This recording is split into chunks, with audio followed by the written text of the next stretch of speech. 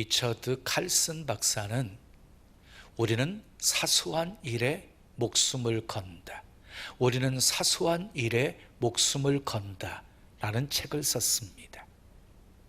우리는 가족 중에 어려운 일을 당한다든지 혼사가 있다든지 중요한 일이 생기게 되어지면 온 가족들이 서로 합심을 합니다. 그런데 지극히 사소한 일로 서로 다투고 싸웁니다. 이번 휴가는 동해로 갈까 서해로 갈까 이것 가지고 서로 싸웁니다. TV를 보면서 드라마 보자, 스포츠 보자 이것 가지고 서로 싸웁니다. 치약자 하는 것 가지고 싸우고 양발 벗어놓은 것 가지고도 싸웁니다. 칼슨 박사는 이 사소한 것으로 싸우는 그 다툼에서 극복하기 위해서는 처음으로 돌아가 행동하라 하고 권면합니다. 처음으로 돌아가 행동하라. 그런데 오늘 본문의 말씀에서도 예수님께서 에베소 교회를 향해서 문제를 해결하려면 처음으로 돌아가서 행동하라 하고 말씀하고 있습니다. 자, 요한계시록 2장과 3장을 보면 소아시아 7교회 이야기가 소개가 되어집니다. 7이라고 하는 숫자는 완전수, 충만한 수입니다. 그러니까 소아시아 7교회는 모든 교회를 상징하고 있는 것입니다. 7교회 중에 서머나 교회와 빌라델피아 교회는 칭찬만 받았습니다. 사대 교회와 라오디게아 교회는 책망만 들었습니다. 에베소 교회와 버가모 교회와 두아디라 교회는 칭찬도 듣고 책망도 들었습니다.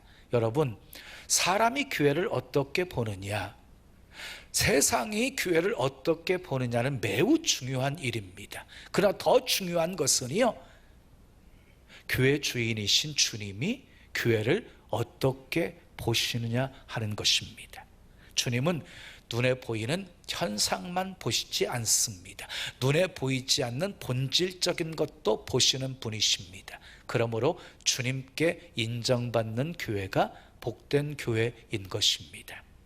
에베소는요, 소아시아에 있는 항구 도시였어요. 항구 도시. 그래서 무역의 중심지였어요. 아시아에서 가장 부유한 도시가 에베소였어요. 에베소는 지금의 터키에 위치하고 있습니다. 터키에. 특히 에베소에는요, 세계 7대 불가사의 중에 하나인 아데미 신전이 있는데, 그 아데미 신전은 그리스 파르테논 신전보다 무려 4배나 컸습니다. 4배나. 그리고 아데미 신전에는요, 수천 명의 남녀 사제들이 종사하였고, 다신을 기원하는 제사 의식으로 여사제들이 매음 행위를 했습니다. 또한 에베소에는 미신이 만연해서 에베소 문서라고 불리우는 부적이 있었어요. 이 부적은 만사 형통 그리고 만병통치 같은 부적이었어요. 자, 아이 낳지 못하는 여자는요, 그 부적을 갖다 쓰면 아이를 낳게 되어지고, 운동하는 선수는요, 그 부적을 갖다 쓰면 승리하게 되어지고요, 여행하는 사람에게는요, 행운과 그 안전이 보장되어 있고요, 사업하는 사람에게는 성공이 보장되어 있는 그런 부적이에요. 그러니까 이 부적을 구하려고 세계의 모든 사람들이 에베소에 몰려들었어요. 그리고 에베소는요, 각 나라의 문화 문명이 들어왔어요. 그리고 각종 이교 사상들이 들어왔어요. 그래서 에베소에는 향락과 우상 숭배가 성행했습니다. 자, 이렇게 에베소는 타락의 온상이었고, 모든 종교를 용납해서 종교 박물관을 방불케 하는 곳이었어요. 그곳에서 길이요 진리요 생명 되신 예수 그리스도를 전한다는 것은 굉장히 무모하게 보이는 일이었습니다. 그럼에도 불구하고 사도 바울은 제3차 여행 때 브리스길라와 아굴라 부부와 함께 에베소에 교회를 개척하게 되어집니다.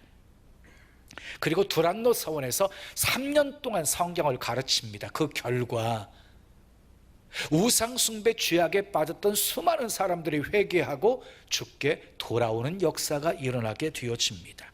자, 바울에게 있어서 에베소는 선교 절정기를 보낸 곳이었어요. 그래서 에베소는 예루살렘과 안디옥에 이어서 제3의 기독교 중심지가 되었습니다. 그런데 개척 초기에는요, 많은 시련과 핍박이 있었습니다. 사도행전 19장을 보게 되어지면 바울의 전도로 인해서 아데미 신상의 모형을 만들어 파는 상인들이 자기들의 생활에 위협을 받게 되어지니까, 생계 위협을 받게 되어지니까 바울과 그리스도인들을 아주 거세게 핍박을 합니다. 그때 성도들은요, 주의 이름을 위해서 참습니다. 견딥니다. 게으르지 않습니다. 오히려 복음을 위해서 수고를 아끼지 않았습니다.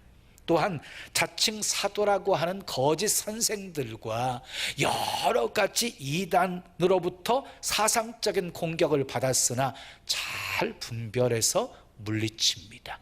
이런 모습들을 우리 주님이 기억하시고 칭찬하십니다. 본문 2절 3절 함께 읽어요. 시작. 내가 내 행위와 수고와 내 인내를 알고 또 악한 자들을 용납하지 아니한 것과 자칭 사도라 하되 아닌 자들을 시험하여 그의 거짓된 것을 내가 드러낸 것과 또 내가 참고 내 이름을 위하여 견디고 게으르지 아니한 것을 아노라. 주님께서 그들의 아름다운 신앙을 다 알고 계셨습니다. 그럼에도 불구하고 에베소 교회를 향해서 우리 주님은 책망을 하십니다. 이유가 무엇이었습니까? 처음 사랑을 버렸기 때문이었습니다. 본문 4절 말씀 함께 읽어요. 시작. 그러나 너를 책망할 것이 있나니 너의 처음 사랑을 버렸느니라. 여러분, 처음 사랑이 뭐예요? 예수님을 처음 만났을 때 구원의 은혜에 감사하며 기쁨으로 찬양하며 말씀에 붙잡혀 살 때의 모습을 말하는 거예요. 늘 울어도 눈물로써 못 갚을 줄 알아 이 몸밖에 드릴 것 없어 이 몸 바칩니다 고백하며 감사와 감격 속에 충성했던 그 모습을 말하는 것이에요. 그런데 에베소 교회는요, 이단과 싸워서 진리를 수호하고 고난을 참아낸 것까지는 참 잘했는데 정작 처음 믿을 때의 그 순수했던 신앙과 그리고 강렬했던 주님께 향한 그 사랑은 상실해버리고 말았습니다. 겉보기에는 아무런 문제 보이지 않았습니다.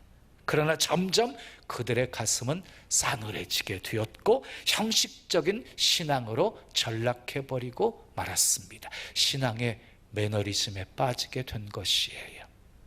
마치 이런 거예요.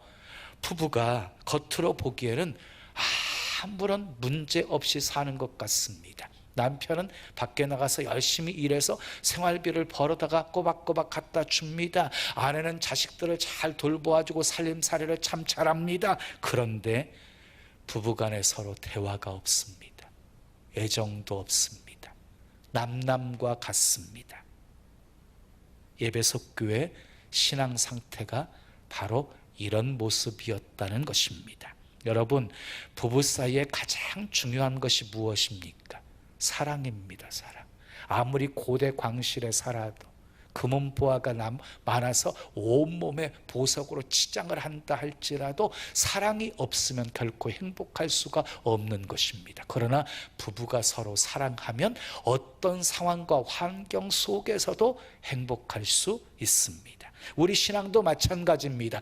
부부 관계에서 핵심이 사랑인 것처럼 주님과 우리 관계 속에서의 핵심도 사랑입니다. 사랑.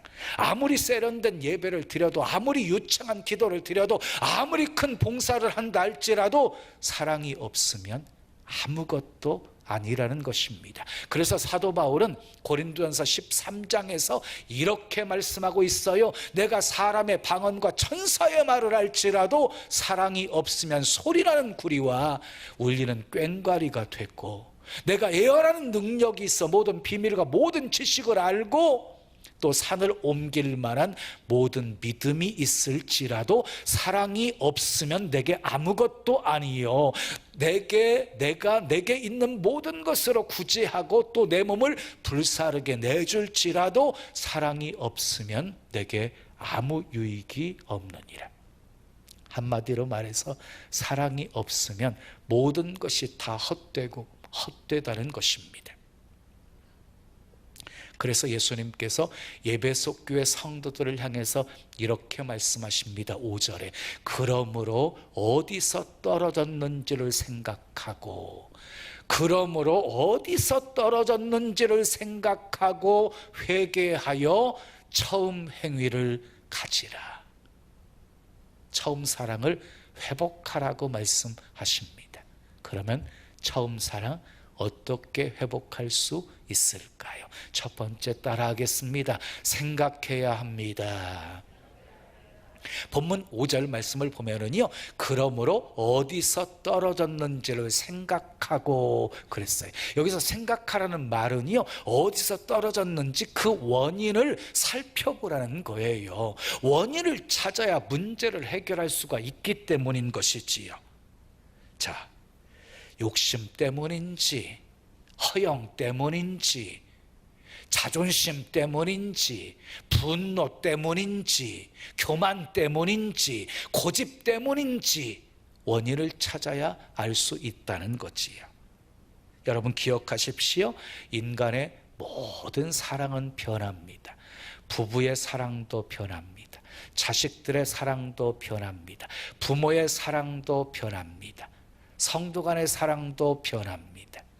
교역자들, 목회자들의 사랑도 변합니다.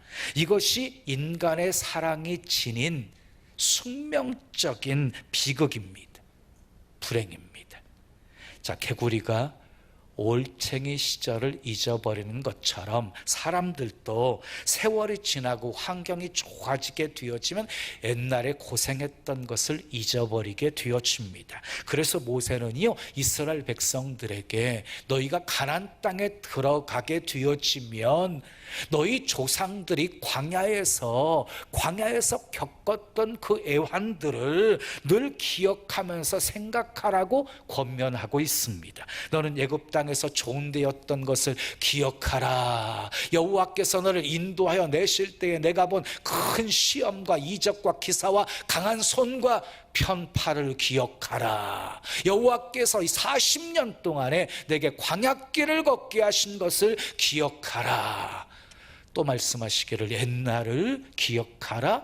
역대의 연대를 생각하라 하고 모세가 모압 평지에서 이스라엘 백성들을 향해서 고별 설교를 했습니다.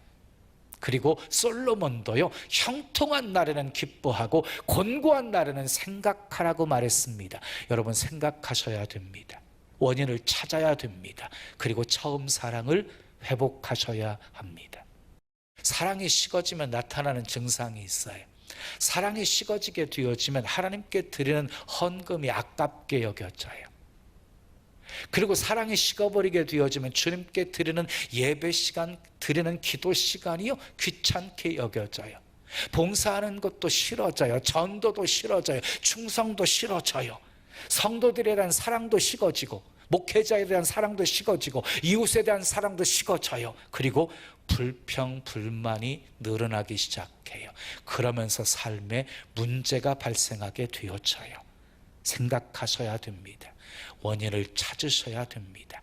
빨리 깨닫는 것이 복입니다. 아멘. 두 번째 따라하겠어요? 회개해야 합니다. 이어지는 본문 5절 말씀을 보면 회개하라고 말씀하고 있어요. 여기서 회개라는 말은 돌이킨다 하는 말이 유턴을 말하는 방향전환을 가리키는 거예요. 여기서 회개라는 단어를 원어적인 의미로 보면은 뉘우치고 돌이킨다라는 뜻이에요. 이사야 55장 7절에 악인은 그의 길을, 불의한 자는 그의 생각을 버리고 여호와께로 돌아오라. 그리하면 그가 긍휼히 여기시리라. 우리 하나님께로 돌아오라. 그가 너그럽게 용서하시리라. 하나님께 돌아와서 회개하면 우리 주님이 용서해 주시겠다고 약속하고 계십니다. 세례 요한은요, 회개에 합당한 열매를 맺으라고 말씀했습니다. 자, 회개하셔야 됩니다. 그런데 회개하지 않으면 어떻게 될까요? 회개하지 않으면 어떻게 될까요? 본문 5절은 이렇게 말씀해요. 읽어요. 만일 그리하지 아니하고 회개하지 아니하면 내가 내게 가서 내 촛대를 그 자리에서 옮기리라.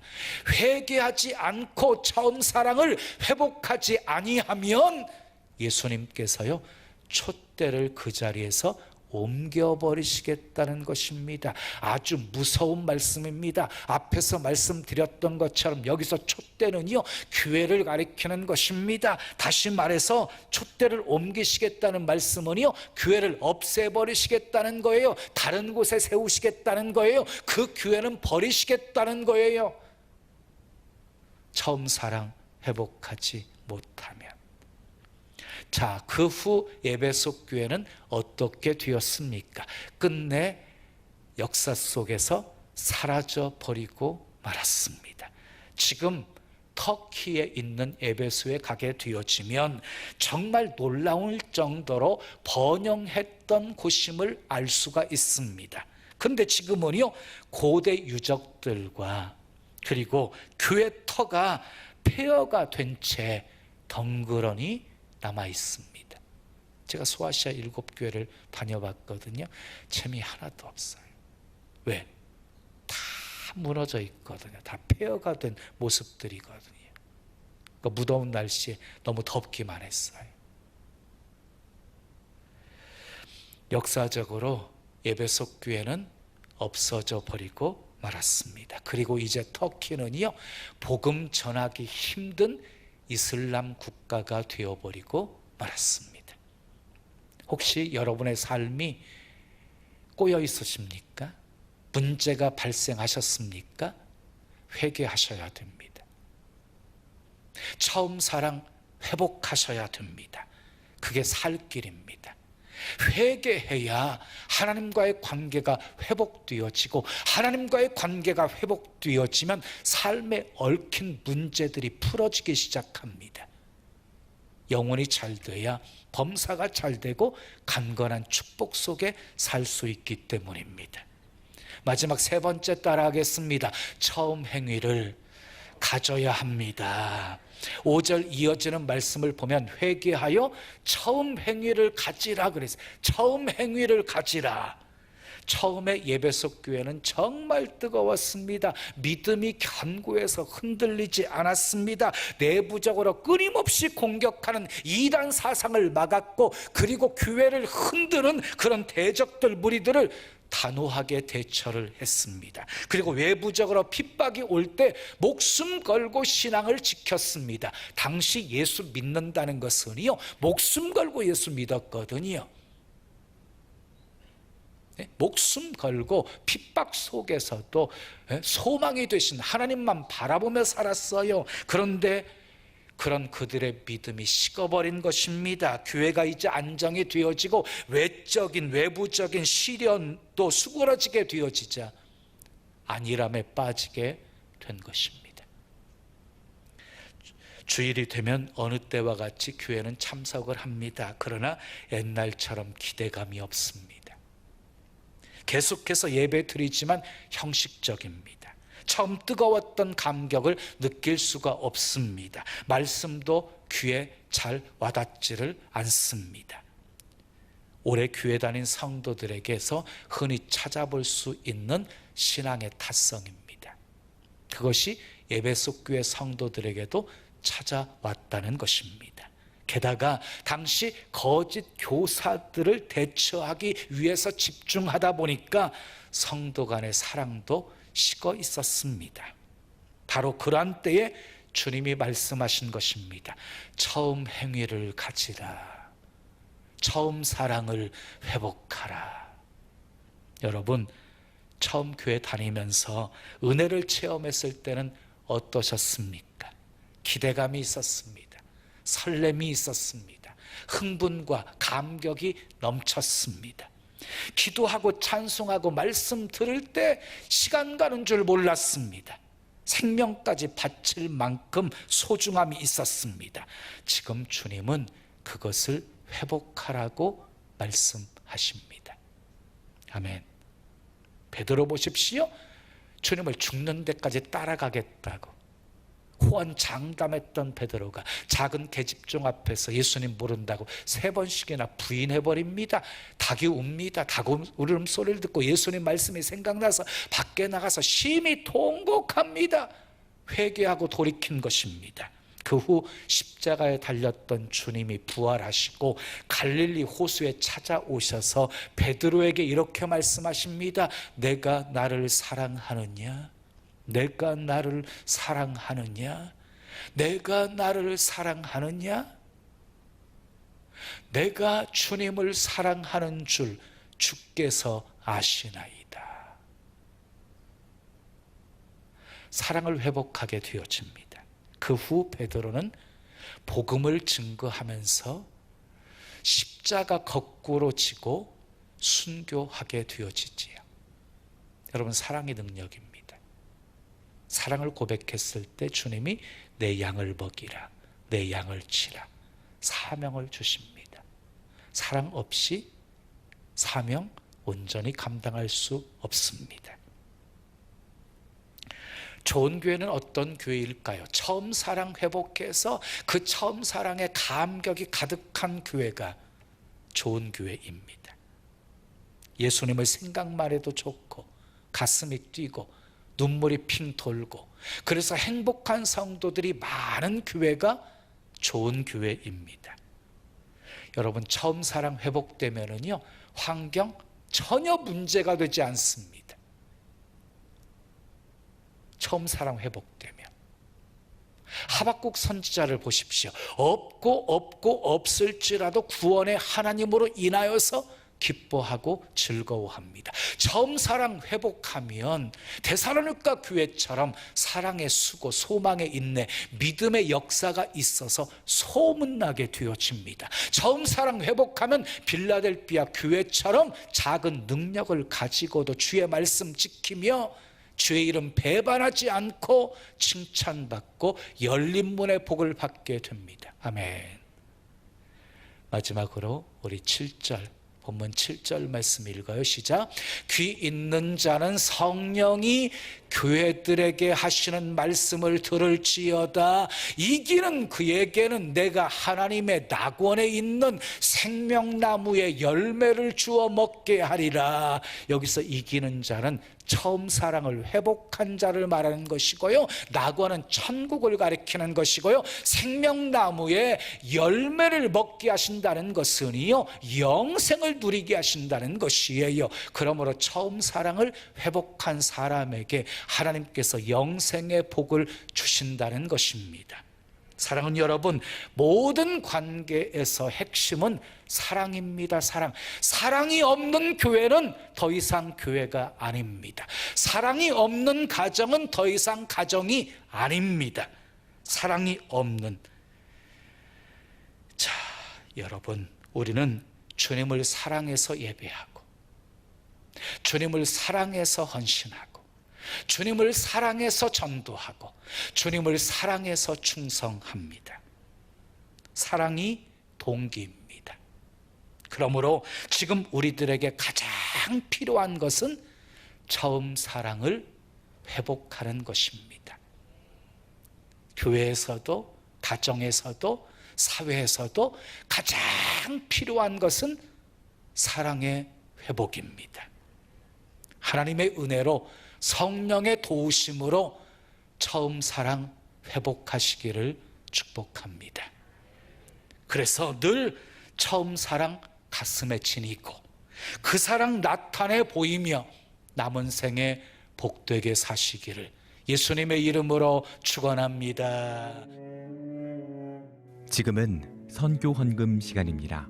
이 예배를 통해 삶 가운데 은혜와 회복이 충만하시길 간절히 기도합니다.